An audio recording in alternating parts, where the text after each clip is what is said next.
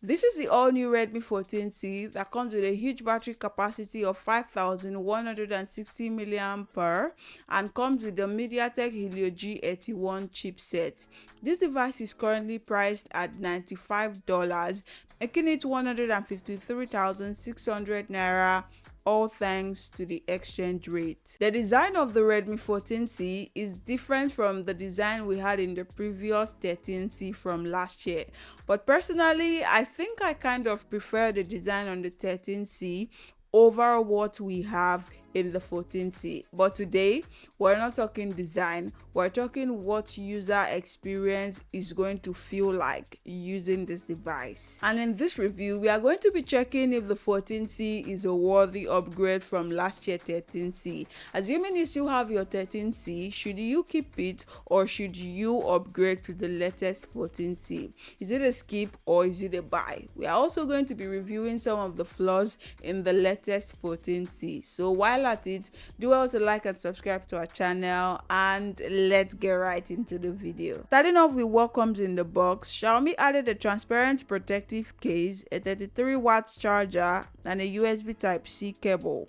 You have options for different colors when choosing this device, from the blue to the green and the lilac. All of them has this glossy finishing, except the green, which has a leather matte finishing and happens to be my favorite. You get different options of up to 4 to 8 GB of RAM and 128 to up to 256 GB of memory storage, depending on the unit you can afford. But if you're looking to multitask or to play games with this device, even though this device is not a gaming device, then it is always advisable that you go for the higher variant. That is somewhat from the 6 GB of RAM to the 8 GB of RAM being the max. Now, the only difference you get in the 14C is a slightly higher refresh rate, because the Redmi 14C comes with 120 Hz of refresh rate.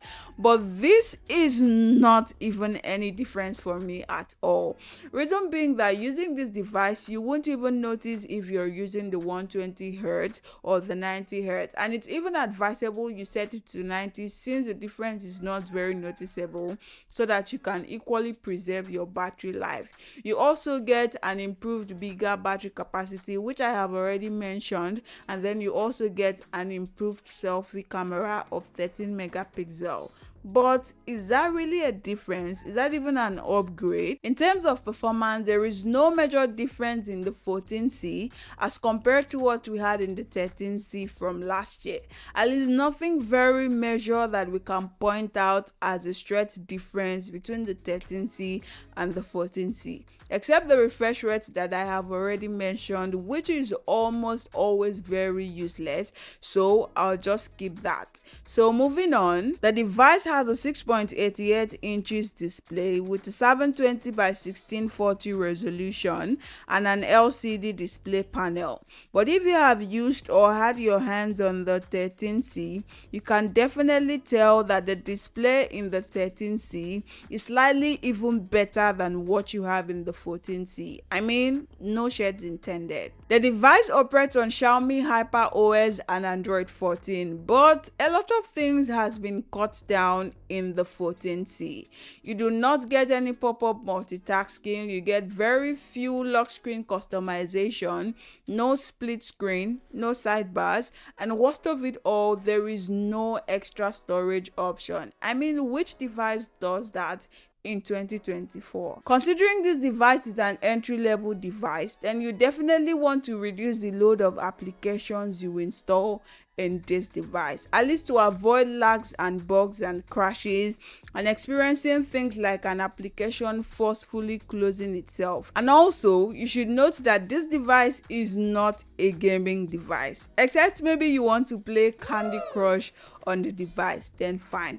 But if you want to play graphic demanding games like the CODM, the PUBG Mobile, and all those type of game, then you definitely need to go for the higher variants. The variants like the 6 gig and the 8 gig of RAM unit. I mean, it will definitely help, although you are likely going to experience lagginess and slow performance from time to time, but it is definitely better than going for 4 gig. I mean, it even surprises me that Xiaomi was able to add the switching user feature but was unable to add the extra storage option. I mean, if they could do the user stuff, then they definitely could do the memory stuff. And it bothers me. Why? Or don't you want to know? Battery life on the 14C got some improvements too. As an average user, you can get more than a day usage of battery life.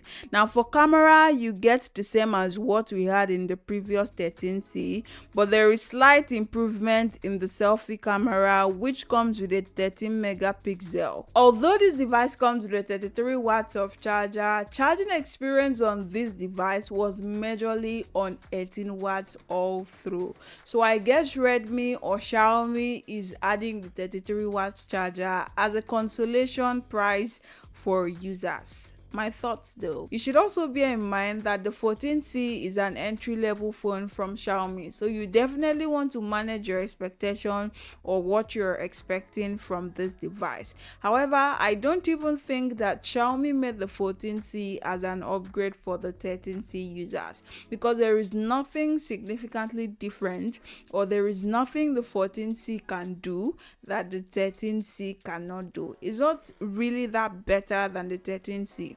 So if you still have your 13C, I would advise you still keep it. Probably let's wait and see the new device Xiaomi will bring, if it will be much better and a worthy upgrade for the 13C. And also to Xiaomi, I would say you pipe down easy on your manufacturer's ad. Rather channel that energy into improving your device performance and software. Only then will we consider this an upgrade. And I know I'm not on this alone. So that's it for me. I hope you found that useful. Kindly hit the like and subscribe button. And until the next one, bye for now.